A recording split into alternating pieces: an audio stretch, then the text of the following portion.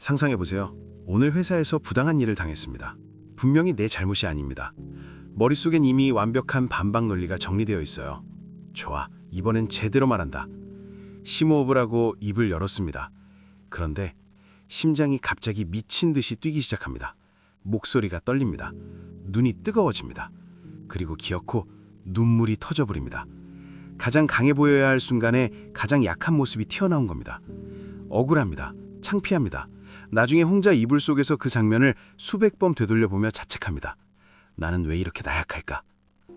제가 지켜보니까요. 흥미로운 관찰이야. 이 경험을 한 서로 사람들 반대 방향을 정말 가리키고 많습니다. 있군. 그리고 더 깊이 공통점이 들여다봐야겠어. 있어요. 하나같이 스스로를 탓한다는 겁니다. 그런데 잠깐 스스로를 탓하기 전에 한 가지만 짚고 넘어가겠습니다. 화내야 할 때 눈물이 나는 건 성격이 나약해서가 아닙니다. 의지력이 부족해서도 아닙니다. 이건 감정의 문제가 아닙니다. 뇌의 문제입니다. 당신의 뇌 속에는 화재 경보기가 있습니다. 그 경보기가 지금 오작동을 일으킨 겁니다. 진짜 위험이 있어서가 아닙니다. 뇌가 착각을 한 겁니다. 그리고 그 착각이 만들어낸 과부하가 눈물이라는 형태로 터져 나온 것뿐입니다. 오늘 저 치타 박사가 그 경보기를 고치는 법을 알려드리겠습니다. 먼저 뇌 이야기를 해야 합니다. 아주 오래된 이야기입니다. 인간의 뇌는 수만 년 전에 설계되었습니다. 맹수를 피하고 살아남기 위해. 그 설계라 지금도 그대로 작동하고 있습니다. 문제는 지금은 맹수가 없다는 겁니다. 뇌 안쪽 깊숙한 곳에 편도체라는 기관이 있습니다. 이것이 바로 뇌의 화재 경보기입니다. 편도체는 외부 자극이 들어오는 순간 0.07초 만에 반응합니다. 이성적인 판단보다 훨씬 빠릅니다. 생각하기도 전에 몸이 먼저 반응하는 이유가 바로 이겁니다. 경보기가 울리면 뇌는 즉시 비상 모드로 전환됩니다. 이성을 담당하는 전두엽으로 가는 혈류가 차단됩니다. 논리가 꺼집니다. 머릿속에 정리해뒀던 반박 논리가 통째로 사라지는 느낌. 그게 바로 이 순간입니다. 뇌는 이제 딱 세 가지 선택지만 남깁니다. 싸우거나 도망치거나 얼어붙거나. 화내야 할 때 눈물이 나는 사람들, 대부분 이 세 번째 반응, 프리즈를 선택합니다. 얼어붙은 시스템이 과부하를 견디지 못하고 터트리는 압력 밸브, 그게 눈물입니다. 눈물은 나약함의 증거가 아닙니다. 과부하 걸린 뇌가 살아남으려는 증거입니다. 그렇다면 궁금해집니다. 똑같이 부당한 상황인데 타격감 없이 여유로운 사람들, 그들은 대체 어떻게 하는 걸까요? 많은 사람들이 착각합니다. 저 사람은 그냥 감정이 없는 거 아니야? 아니면 엄청나게 참고 있는 건가? 아닙니다. 그들은 참는 게 아닙니다. 애초에 경보기가 울리지 않은 겁니다. 어떻게 그게 가능할까요? 비밀은 0.3초에 있습니다.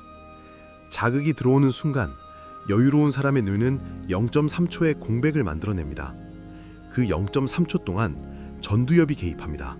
상황을 빠르게 스캔합니다. 그리고 편도체에게 신호를 보냅니다. 오보야, 맹수가 아니야. 그냥 진상 상사일 뿐이야. 경보기가 꺼집니다. 혈류가 다시 전두엽으로 흐릅니다. 논리가 살아납니다. 그래서 그들은 침착하게 말할 수 있는 겁니다. 감정이 없어서가 아닙니다. 뇌의 구조가 다르게 훈련되어 있는 겁니다. 그리고 중요한 건 이 구조는 타고나는 게 아닙니다. 만들어지는 겁니다. 어떻게 만드는지 지금부터 알려드리겠습니다. 자, 이제 핵심입니다. 이미 눈물이 차오르고 있습니다. 심장이 뛰고 있습니다. 이 상황에서 침착해 라고 마음먹는 건 아무 소용이 없습니다. 마음이 아니라 몸을 먼저 건드려야 합니다. 뇌와 심장을 연결하는 굵은 케이블이 있습니다. 바로 미주신경입니다. 미주신경은 뇌와 몸이 주고받는 신호의 고속도로입니다. 이 고속도로를 우리가 직접 조작할 수 있습니다. 방법은 단순합니다. 숨을 쉬는 겁니다. 하지만 방식이 중요합니다. 숨을 들이마시는 건 엑셀입니다. 심장이 빨라집니다. 숨을 내쉬는 건 브레이크입니다. 심장이 느려집니다. 4초 동안 들이마시고 8초 동안 내쉽니다. 들숨보다 날숨을 2배 길게. 이건 명상이 아닙니다. 뇌에게 강제로 신호를 보내는 겁니다. 지금 안전해. 맹수는 없어. 미주신경을 통해 뇌의 경보기가 꺼지기 시작합니다. 눈물이 멈추는 게 아닙니다. 경보기 자체를 끄는 겁니다. 숨을 고른 다음 이제 두 번째 기술을 씁니다. 보통 이런 상황에서 우리는 이렇게 생각합니다. 왜 나한테 이래? 이 한 문장이 편도체를 다시 깨웁니다. 나를 중심에 놓는 순간 위협 신호가 폭발적으로 증폭됩니다. 주어를 바꾸세요. 왜 나한테 이래가 아니라 저 사람 지금 자기 스트레스를 나한테 풀고 있네. 주어가 나에서 저 사람으로 이동하는 순간 사건이 내 문제에서 타인의 문제로 분리됩니다. 이걸 심리학에서는 인지적 재평가라고 합니다. 상황을 바꾸는 게 아니라 상황을 해석하는 방식을 바꾸는 겁니다. 연구에 따르면 3인칭 시점으로 자신을 관찰하는 것만으로도 편도체 활성화가 눈에 띄게 감소합니다. 실제로 해보면 이상하리만큼 효과적입니다. 뇌는 3인칭 관찰자의 시점에서 자기 자신을 위협으로 처리하지 않습니다. 지금까지는 위기 상황에서 쓰는 기술이었습니다.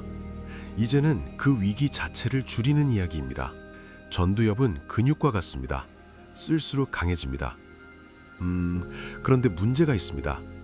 대부분의 사람들은 위기 상황에서만 전두엽을 쓰려고 합니다. 평소에 훈련되지 않은 근육에 갑자기 무거운 걸 들려는 것과 같습니다. 해결책은 간단하죠.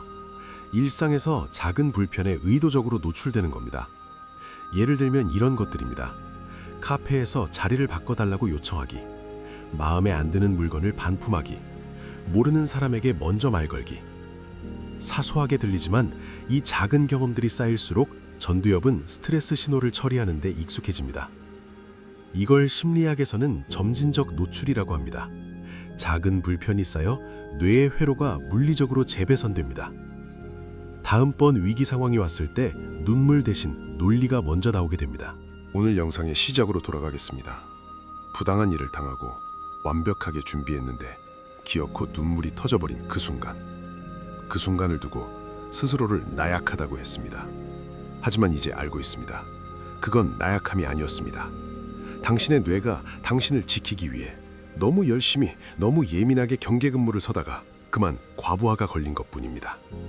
당신은 고장난 게 아닙니다. 과부하가 걸렸던 겁니다. 그리고 과부하는 고칠 수 있습니다.